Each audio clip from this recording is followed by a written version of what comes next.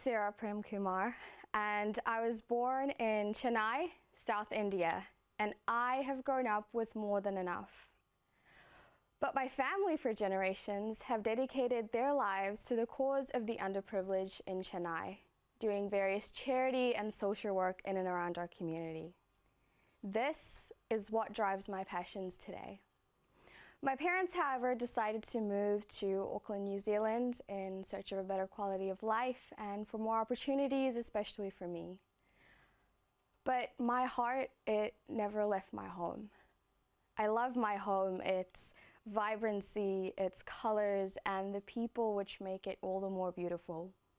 Yet each time I visited, my very privileged upbringing was challenged by the sheer poverty, the corruption, and the resulting inequities that I saw over there compared to my life here in Auckland.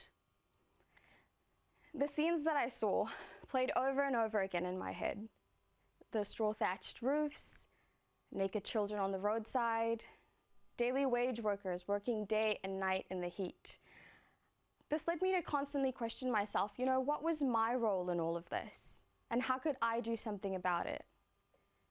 Later on in life, and more recently, as I started to look into these issues more, I realized that girls and young women on the margins of society are the most affected by these inequities. I look at it like this. If there are a flight of stairs, while I have been carried right to the top of those stairs by my privilege, these girls and young women must fight their way through society just to get past that first step. We were all born as the girl child, with the same rights and the same capacities for success. Yet we're living vastly different narratives. And I wanted to know why. It is these questions that drive my present education and my future career, but I realized that to get to where I'm going, I needed to first remember where I came from. We'll start with a story of a lady who at 18 lost her mother, and shortly after was abandoned by her father, leaving her and her sister on the street. Being poor and alone on the streets is a dangerous place to be in many parts of India. So destitute, this woman and her sister found temporary housing in the lives of many people who felt sorry for them, and they worked towards a better life for themselves. This lady was determined not to let life keep her where she was. And so she joined a teacher's training college designed specifically to educate destitute women and give them jobs in its own school. She could have stayed just as a teacher, using what she had been given to earn money for her and her own family, something which she had been denied most of her life. But she went beyond that, and in 1969 she started Rajan School for the children of her community and employed many other impoverished women who had similar journeys in life, with a job and with a purpose. This school continues today in the same community with the same heart. And just like how she had been given life, she gave it back to others because she knew what it felt like to be at the bottom of society. And she never thought about becoming richer, only how to make the lives of other people richer, including my own. Her name was Annie Rita Rajan, and although she passed away a few months after I was born, I still have the privilege of calling her my grandmother, the honor of watching my dad continue her legacy, and the hope that one day I can do the same. She was an integral part of my journey into understanding the plight of impoverished girls and young women in India. Poverty, when it strikes, is detrimental. But when it strikes a woman in a developing country, developing in terms of mindset or economy, it is unimaginable. Around the world today, women are still more likely than men to live in poverty, and the COVID-19 crisis will only increase this gap, and will mean that even by 2030, women will still constitute majority of the world's poor. These stats weigh down heavier on girls and young women in India, with girls belonging to the richest families getting on average 20% of education, while the bottom get none at all. And if these women do beat these odds and do find a job, They face unpaid labor, criticism, and even violence from employers, creating a cycle of poverty that they are unable to leave. This is what my grandma hoped to end in the lives of the many women whom she poured into, and many more since through my dad, such as this self-help and training center for impoverished young women on the outskirts of Chennai. But I look at these women and I wonder, how did they get here in the first place? To answer that, I needed to go back further into their lives to really get to the root of this crisis and the stories that have really tugged on my heart. Priya, Rachel, Shruti, Lily, and Ananya are the girls in this story, and their names have been changed to protect their identities. As newborns, Priya, Rachel, and Shruti were declared a curse to their family by a local village sorcerer, and so their families set out to kill them by any means necessary. Lily and her sister, as children, made a living outside of a movie theater begging as part of a beggar's ring. Ananya was promised a nice treat one day, but was abandoned at a train station by her mother, who later refused to take her back home. Why? Why these girls? What do their stories have in common? You'd think it was for some strange, crazy, one-off reason, but it's not. These girls are unwanted by their families for the one reason that they are girls. Now think about this. For how many girl children in India alone do you think face the same fate? 21 million girl children are unwanted by their families in India. India accounts for over 40 million of the missing females at birth due to prenatal and postnatal sex selection, trailing just behind China that accounts for 72 million over the past 50 years. But these aren't just the stats of bygone years, this is happening right now. In fact, day after day, week after week this year, there are reports flooding in of girl babies being found abandoned in bushes, on the sides of the riverbanks, in wooden boxes, in drains, and even buried alive. Going back to Priya, Rachel, Shruti, Lily, and Ananya, they were luckier. They were rescued and brought into the Steps Home for Girls, an NGO that I have had the privilege of working with over this past year, to use my education and the opportunities that have been given me to give back to these girls in whatever way that I can.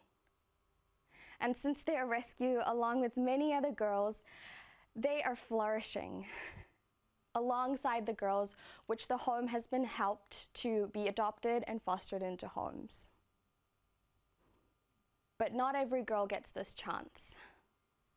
Impoverished families on the margins of society just cannot face the cost of having to get their girl married, the fear of having to look after another girl, or honestly just the shame and the social stigma of not having a son. Many Indian families see their girl children as a treasure in their household, a jewel in their crown. Yet because of entrenched traditions and a lack of education and resources in some communities, approximately 90% of the 11 million abandoned children in India were girls. There are, however, some communities where the birth of a girl child is welcomed, such as in a small village on the side of the highways in Madhya Pradesh, central India, but not for reasons we might want to believe. We've all taken a road trip on the highway and stopped over for a quick snack, a refreshment, a little pit stop. Girl children and women in these villages are sold for sex to motorists on the highways, and they have been for generations. The younger the girl, the higher the asking price. Girls make more money doing this than their families can ever imagine doing anything else because of a deeply rooted caste system in India. Families in these villages belong to the Dalit caste, a marginalized, disempowered, and deeply disenfranchised group of people unable to gain employment because of the discrimination towards them. So they make money the way they know best and the way that they have for generations, through their girls and young women. While there is increasing awareness and laws being enacted, these tragedies continue and are especially prevalent in poorer and tribal communities of India. But it's important to note that these tragedies don't just occur in India. This occurs all over the world, in China, Afghanistan, Egypt, Africa, even in parts of Germany and the UK. People have asked me, well, why do I care? I've never been abused, I've never been abandoned. I have a family that loves and treats me with respect. I have an education and employment, and I've always had these things. Because I look at these girls and young women and I think there is nothing to say that that could not have been me. This narrative is the still small voice that fuels me to look into and to raise awareness on girls and young women in India. And my dream is to use my skills, the opportunities that I have been given, and the privilege that life has dealt me to give back to these girls.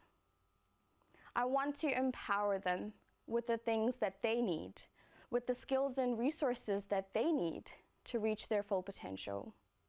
But that is not enough.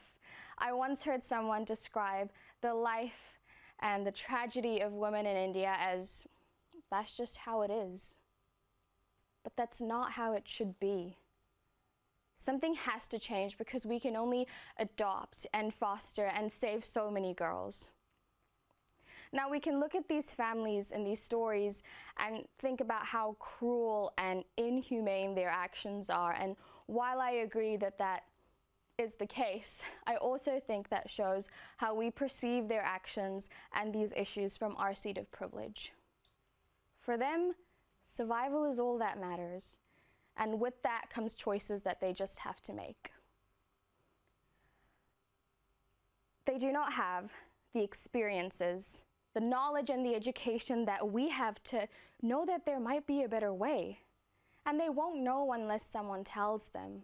And things won't change unless those in places of privilege and power use what they have been given to empower others.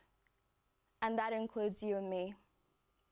So, why does sharing my story matter to you seated here today? Because I believe that what you do with your privilege, it matters. There is more to life than the four walls of the home that you grew up in, the school that you were taught in, the university that you may or may not have attended the lectures for, and that job that you get once you graduate. If I were to ask you, how many of you have an education? How many of you grew up in a home where you were clothed and fed? How many of you felt loved, protected, wanted while growing up? We are all seated here today because someone in our life cared enough, because someone saw potential in us, and someone gave us an opportunity, and that is privilege. You all have privilege, and no matter how much of it you have it in some way. And what you do with it matters, because if we start to ignore the stark differences in experiences and ways of living compared to our fellow human beings, the gap is only going to get wider. And the cycle of whatever is causing this gap is never going to end. This is what my grandma hoped to end in her work. This is what homes and nonprofits around the world are struggling to end. And this is what I want to try and end through my privilege. You have the ability to make the world a better place, not just for yourself, but for those who could have been in your place and whose place you could have been in.